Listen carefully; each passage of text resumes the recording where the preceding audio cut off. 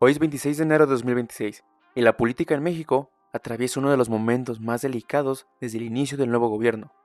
No se trata de una sola crisis, sino de varias tensiones acumuladas que empiezan a cruzarse: seguridad, oposición, economía, diplomacia y control del discurso político.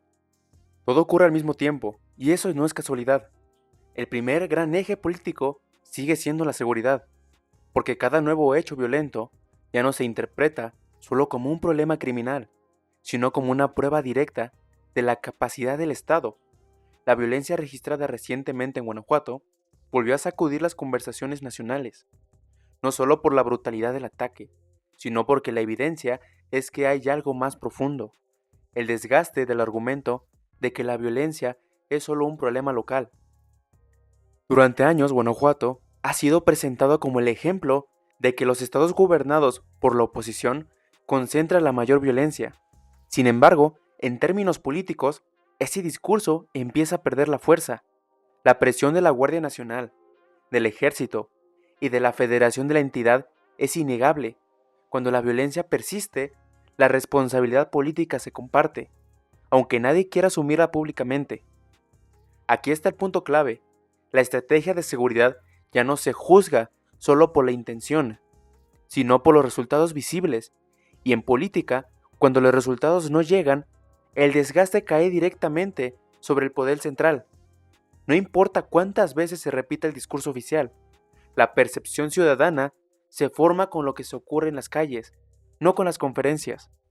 Este tema se vuelve todavía más sensible porque México avanza hacia una etapa donde la paciencia social se está reduciendo. La narrativa de transición ya no está funcionando igual. El gobierno actual ya no puede culpar al pasado indefinidamente sin pagar un costo político. Cada nuevo hecho violento alimenta la idea de que el problema sigue siendo un control estructural. En paralelo, el gobierno federal ha movido fichas importantes en el terreno diplomático. Y esos movimientos también tienen una lectura política interna. La llegada de Alejandro Gertz Manero como embajador de México en el Reino Unido no es simplemente un nombramiento administrativo, es una decisión de poder. Colocar una figura de alto perfil en una embajada estratégica cumple varias funciones al mismo tiempo. Hacia afuera, busca reforzar la presencia internacional de México en un momento de reacomodo geopolítico. Hacia adentro, envía un mensaje claro sobre cómo el gobierno gestiona a su cuadro más influyente. No se les retira, se les reubica. La reacción de la oposición al no respaldar el nombramiento confirma que algo que ya es evidente: la polarización política en México ya alcanzó incluso a la política exterior. Antes, estos temas se resolvían con consensos mínimos. Hoy todo se vota, todo se discute y todo se convierte en munición política. Y si ampliamos la mira hacia América Latina, el panorama tampoco es sencillo. El hecho de que Brasil haya asumido temporalmente la representación diplomática de México en Perú, tras un conflicto relacionado con el asilo político, es una señal de alerta. México ha buscado, históricamente, presentarse como un actor equilibrado y respetado en la región. Cada fricción debilita esa posición y abre espacio para que otros países ocupen ese rol. En política exterior, la pérdida de influencia no ocurre de golpe, es gradual, y muchas veces empiezan con este tipo de tensiones que parecen técnicas, pero que en el fondo son profundamente políticas. Ahora bien, si hablamos de política interna, hay un fenómeno que empieza a tomar fuerza y que no puede ignorarse: la aparición de actores no tradicionales como figuras de oposición. El caso más evidente es el de Ricardo Salinas Pliego. El empresario ha elevado el tono de su discurso contra el gobierno de Claudia Sheinbaum y se ha colocado como un crítico frontal del modelo actual. Eso tiene un impacto político real, no porque represente a una mayoría, sino porque ocupa un espacio que la oposición partidista no ha logrado llenar. PAN, PRI y PRD siguen sin una figura clara, sin narrativas fuertes y sin contexto emocional con amplios sectores de la población. En ese vacío, personajes con poder económico, mediático y capacidad de agendar empiezan a influir más de lo que muchos quisieran admitir. Salinas Pliego es el personaje incómodo para todos. Para el gobierno, porque no depende de él. Para la oposición tradicional, porque no lo controla.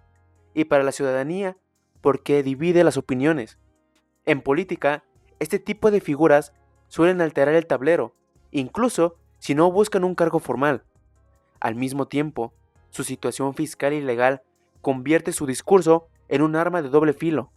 El gobierno puede señalar intereses personales detrás de sus críticas, pero hacerlo también implica reconocer que enfrenta a un acto con peso real. Ignorarlo es una opinión, confrontarlo tampoco es sencillo. Para la revisión del TEMEC, la relación con Estados Unidos y la confianza de los inversionistas son un tema que no siempre dominan los titulares, pero que determinan las decisiones claves.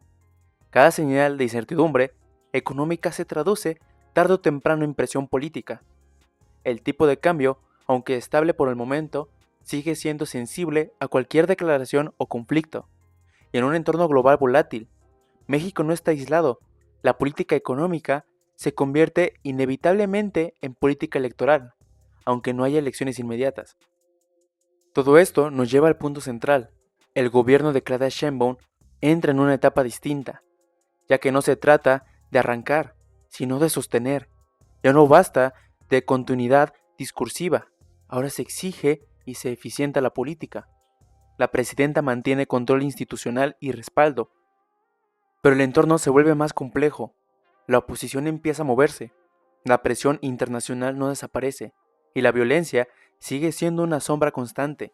En política, los gobiernos no caen solo por una crisis, sino por la acumulación de varias sin resolver. Este 26 de enero deja una fotografía clara de los momentos que vive México, un país donde el poder sigue firme, pero no intocable, donde las narrativas se disputan cada vez con más fuerza, y donde las decisiones que se tomen hoy definirán el margen de maniobra del mañana. La pregunta no es si habrá desgaste, sino cómo se administrará ese desgaste, porque en la política, el verdadero reto no es llegar al poder, sino mantenerse sin perder el control del rumbo.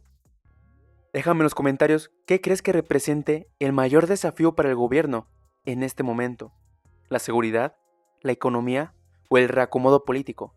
Si quieres seguir entendiendo la política mexicana, sin filtros ni discursos oficiales, aquí seguimos.